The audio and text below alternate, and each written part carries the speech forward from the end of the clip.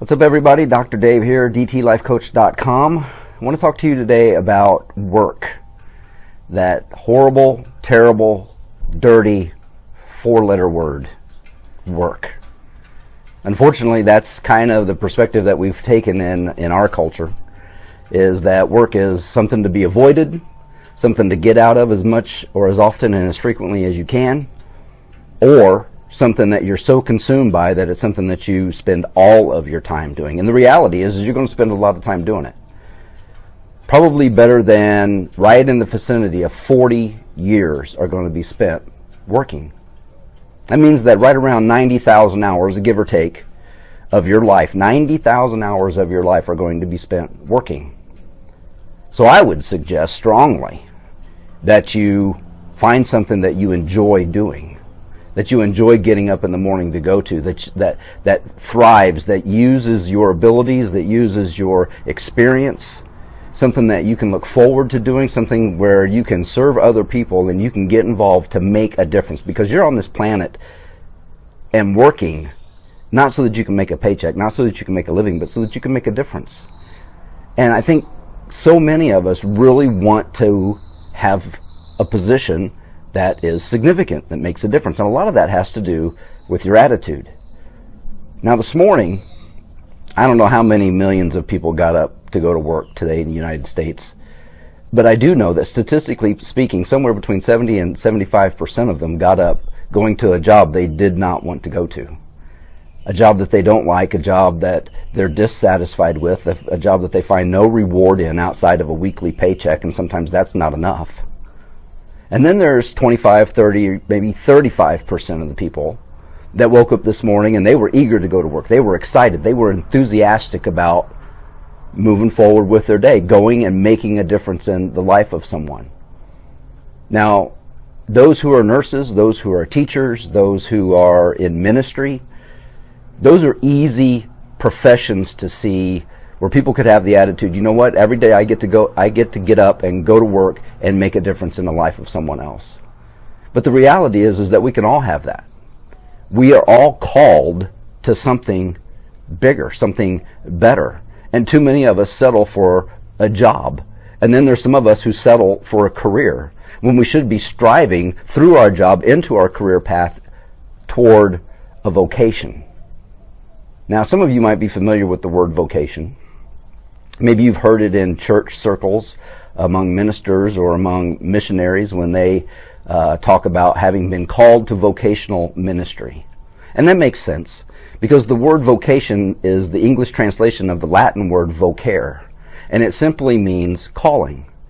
And you definitely want someone who's going to be a missionary and going to live that lifestyle, and somebody who's going to be in ministry and is going to live that lifestyle. You want them to be called into that.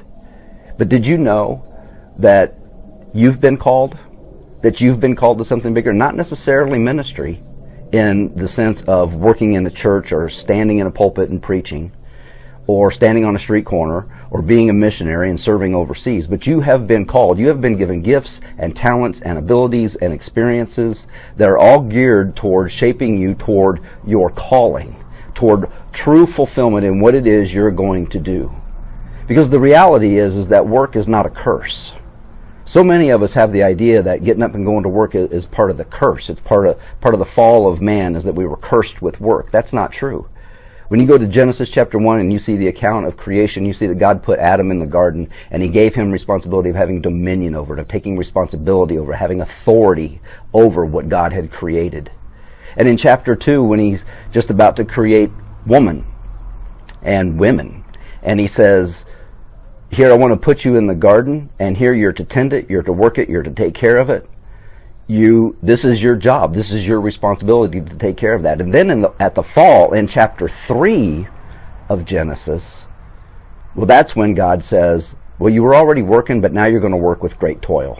Which means now you're going to have to, when you're working the ground, you're going to have weeds, you're going to have insects, you're going to have all these other problems and challenges that are going to result from your work. It's now going to be labor, and it's going to be hard, and it's going to be difficult, where it didn't have to be. And it wasn't before, but now that sin's entered into the world, this is part of the curse. Work itself is a gift. It's not a curse. And so we need to see work as a gift. As a matter of fact, in Scripture, over 400 references are made to work. The vast majority of those are about God's work. And when we see Jesus being confronted by the Pharisees, we see that he reflects and says, well, I'm simply doing what I see my Father in heaven doing. He's at work, and I'm at work. What you hear me say is what I hear him say. What you see me doing is what I see him doing. He's working, I'm working, and then we're called to imitate Christ and to work as well. So work is a gift, not a curse. Now, when you were growing up, chances are real good that you got to a point when you were in elementary school somewhere that your parents came to you and they said, you know what, there's some chores and responsibilities you have to have and that you need to take care of, you need to have responsibility for. But in exchange for that, we're going to give you an allowance. We're going to pay you to do your chores. And so you began to equate value and worth with what it is you did and the chores that you have and the jobs that you took care of. And that's all well and good.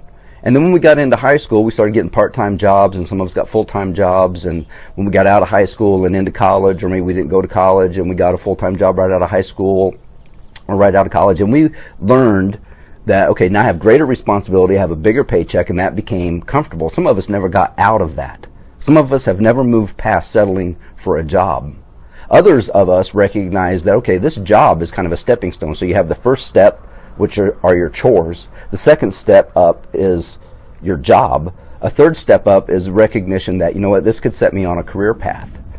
See, maybe you started a job where you started to find some interest and you started finding some gifts and some talents and some real desire on your part to pursue that. And maybe you went to college and studied up on it.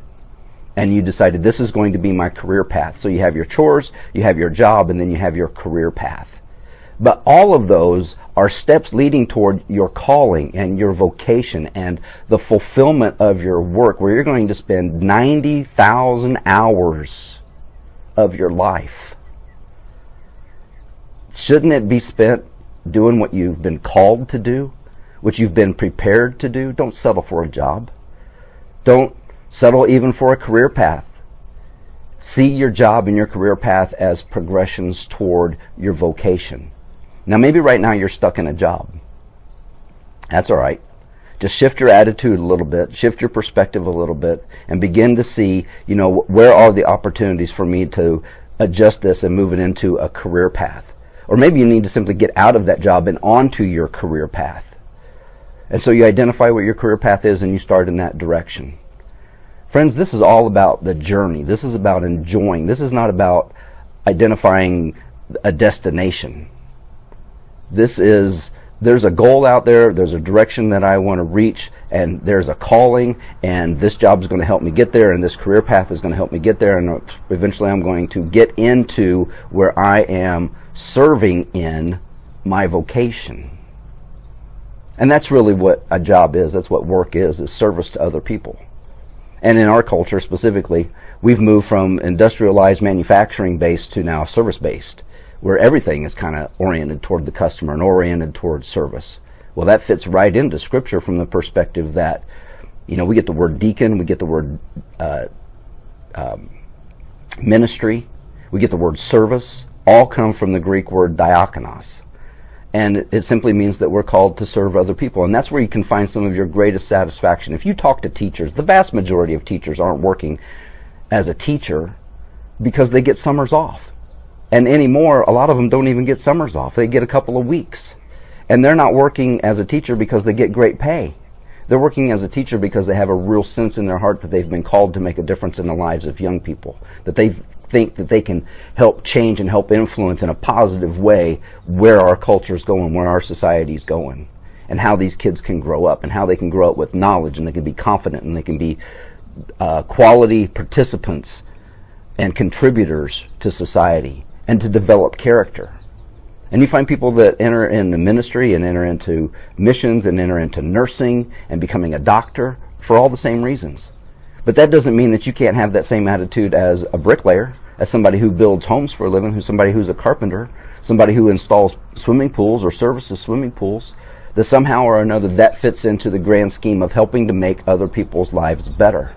And if you wake up every day with the thought in mind that what it is you're going to go do is part of your vocation, that you've identified what that calling is, you've identified your gifts and your talents and your spiritual abilities and your spiritual gifts and the experience that you have and your general interests. Because God basically says, I've created you like this, I've created you with these interests and created you with this perspective, and when you went to college and you picked, whatever subjects you studied and whatever your major was, you did that because that was of your interest. And I put those interests and those desires in you because I want you to go into the world, into the marketplace, and influence other people in a positive way through that. Your calling can be any occupation you want it to be. But you first identify it as your calling. And you go through and identify what it is your gifts are. And if you're not in your calling, maybe you're on a career path that's moving you toward your calling. And again, maybe you're not even on your career path yet and you're just kind of stuck, as it were, in a job. Well, if you're at that rung of the steps, then you want to be in a position to where you're looking at and taking time to evaluate, what could my career path be? Identifying what your vocation might be. What is it you're called to? Because your job might have something to do with that. I talk to a lot of college students and a lot of people in their early 20s, and they're so concerned that they find a job in their major, or they is what I'm going to study in college actually going to be what I do for the rest of my life.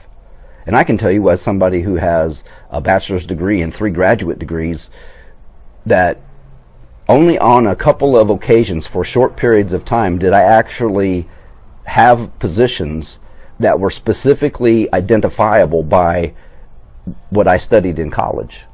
But that's not to say that every position that I've held and every job that I've had, and all of it as part of my career path and my vocational calling, that I haven't used everything that I learned in all of that education.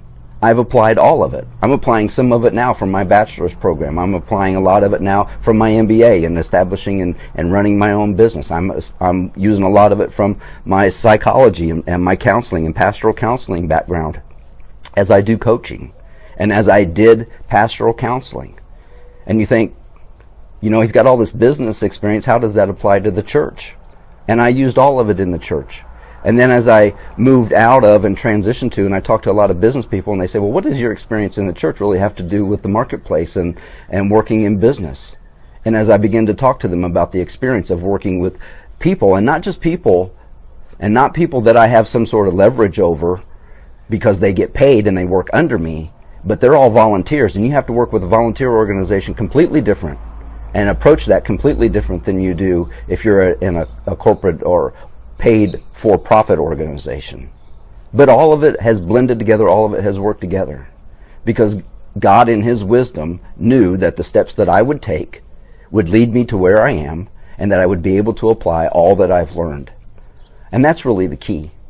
The key is trusting in God, trusting that He has a plan and that He's going to reveal it to you as you work your way down the path.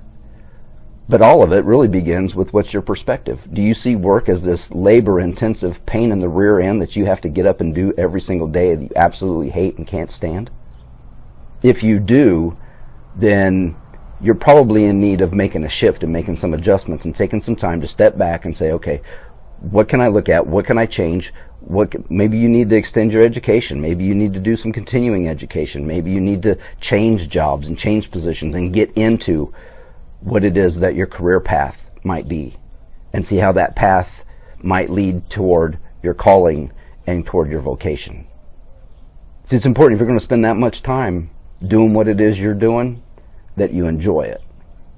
And it's so frustrating to look and to compare yourself with other people and say, man, look at how they're living. Look at how all the free time they have, and they're living the dream. Well, what's your dream? And who says you can't live your dream? God put that dream in you for a reason. He's not afraid of you having ambition. He's not afraid of you having desire to want to improve and want to grow and want to do better. But He wants you to do it with the proper kind of influence. He wants you to do it with the right kind of perspective. He wants you to do it with Him in mind, recognizing that all good things come from Him, that He ultimately gets the glory for it, but that You get to participate in it. You get to receive a lot of the rewards. You get all of the satisfaction, all of the contentment, all of the joy, all of the excitement. Not to mention things like better pay, things like vacations, those types of. God's not opposed to all those things. What he's opposed to is you setting those things ahead of him. See, if you'll get your priorities in order and get your perspective right, it can all work out. So what's your perspective? Do you have a job? Do you have to go to work? Or are you on a career path that's leading toward a vocation? If you're needing help determining these, please reach out to me. dtlifecoach.com. This is Dr. Dave. We'll talk to you soon. And until next time, go live your potential.